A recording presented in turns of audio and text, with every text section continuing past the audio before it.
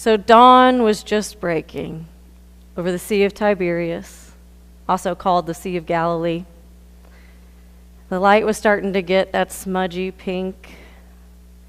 Peter was rocking on the boat. Thomas and Nathaniel asked him if he wanted to throw the net over again, but he thought, that's no use. They hadn't caught anything all night. No fish to eat, no fish to sell, no idea where to go next. Peter thought about the 6 days they'd just spent traveling from Jerusalem all the way back up to the Sea of Galilee. He didn't really know why they'd come back. Maybe he was just going back to what he knew. He was picking back up that fishing net he'd left almost 4 years ago. Maybe he was going back to where he first met Jesus, right there on that shore of Galilee. He'd always thought he would be loyal to Jesus. He'd brought his sword that night in Jerusalem. He was ready to fight. Then he'd blown it. He denied that he even knew Jesus 3 times in that one night. He didn't even want to think about the next day. But then he still couldn't quite piece together what happened next. It was confusing. It was exciting. He knew he saw the empty tomb. He knew the body was gone. Mary said Jesus was alive again. And then there he was. The door was locked, but Jesus had stood in that room. But he'd only seen him once more after that. A whole week had passed before Jesus had shown up again in that locked room. He showed Thomas his hands and his feet. He told them that people who believed without seeing were blessed. Then nothing. They'd expected some instruction, some, path where to go. And why hadn't Jesus talked to him when he showed up? Would Jesus show up again? He didn't know what to do. Hey! Peter's thoughts were just completely interrupted. This voice from shore just started shouting. He looked up. In the dawn, he could kind of barely see somebody there. He was kind of amused. You boys look like you haven't caught anything, have you? He was a little perturbed then. No fish to eat, no fish to sell. Nathaniel yelled back, nah, no luck. Try the right side of the boat, the man yelled. That's where they're hiding. Right side, left side, moving the boat north and south. They tried everything. Peter lost count how many times they threw the net over that night. Whatever. It made no difference. They'd entertain the stranger. So Peter grabbed his corner of the net. They tossed it over. Then all of a sudden, his arms were almost yanked out of the socket. The net was writhing and wriggling. There was more fish than Peter could even guess a number for. He was looking around in a frenzy. Should I secure the net? Should I, get the boat to shore? What do I do? Fish to eat, fish to sell? Before he could come up with a thought on his own, he heard a hushed, it's him. It's Jesus. Realization bowled Peter over and flooded his mind. He dropped the net. He hastily tied up his clothes and he dove in. He dove straight off the boat and into the water. There's more to that story, but that's where I want to leave it for now. Peter jumping in. I can see him. He's like shaking off his sandal and he's tying up his robe and he just can't think of anything else to do.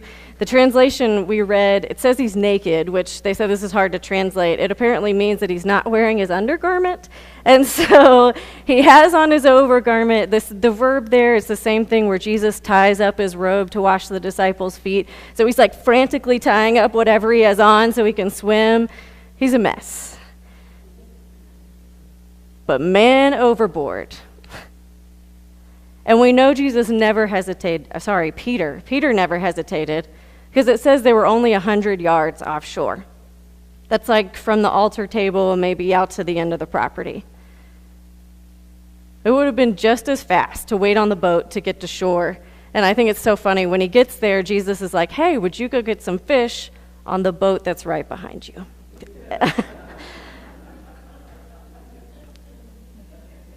But Peter didn't wait. He jumps in. And now I may have fictionalized the story a little bit as I was retelling it, but you guys can read it again later, see how close you think I got. I was trying to give you guys a chance to do what I've been doing for the last few weeks and thinking about why in the world did Peter jump? Was he carrying guilt? Did he feel lost, confused, desperate for instruction? Did he miss his rabbi and his friend who suddenly appeared right there before him? We don't know why he jumps in, but he does it without hesitation. He scrambles to dive in and swim to shore as fast as he can.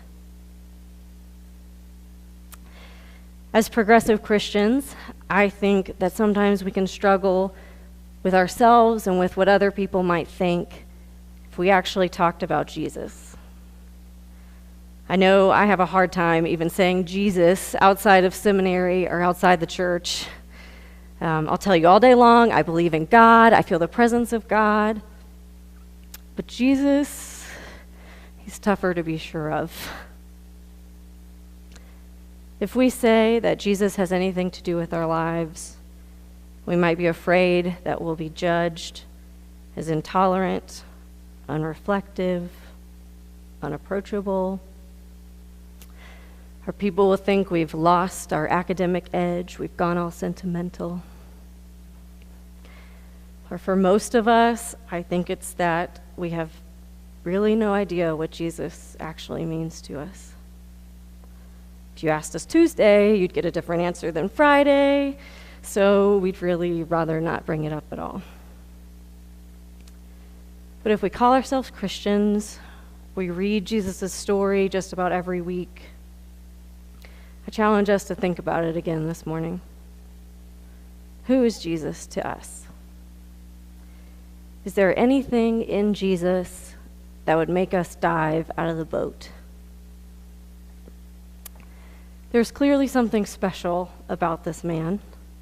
Huge crowds followed him.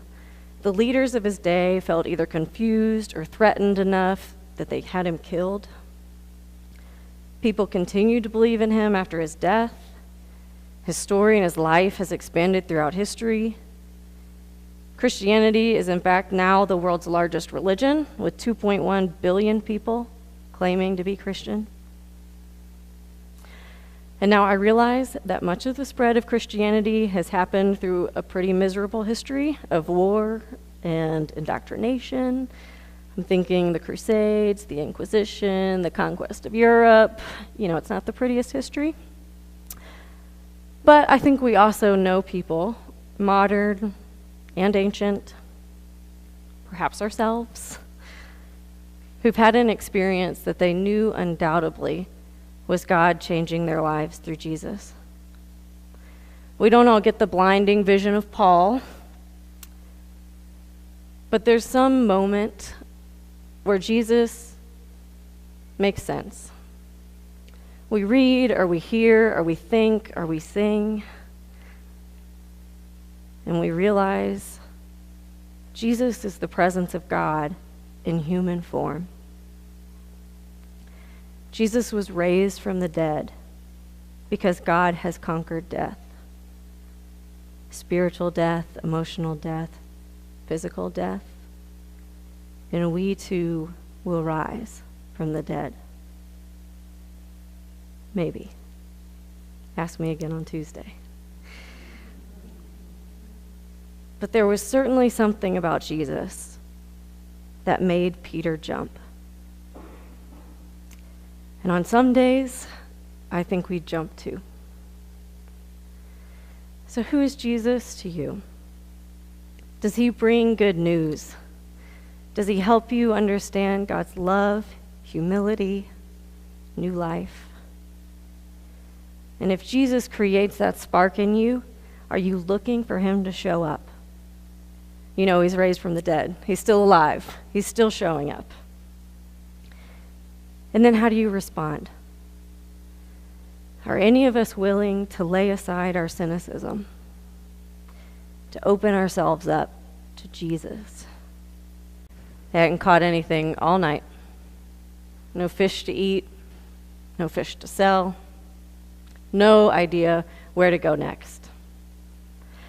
Peter thought about the 6 days they'd just spent traveling from Jerusalem all the way back up to the Sea of Galilee. He didn't really also called the Sea of Galilee. The light was starting to get that smudgy pink.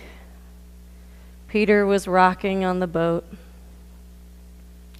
Thomas and Nathaniel asked him if he wanted to throw the net over again, but he thought, that's no use. Know why they'd come back? Maybe he was just going back to what he knew. He was picking back up that fishing net he'd left almost 4 years ago. Maybe he was going back to where he first met Jesus, right there on that shore of Galilee.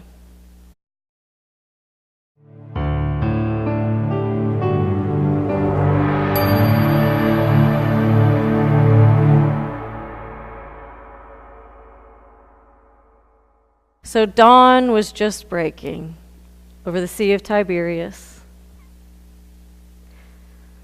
He'd always thought he would be loyal to Jesus. He'd brought his sword that night in Jerusalem. He was ready to fight. Then he'd blown it. He denied that he even knew Jesus 3 times in that one night.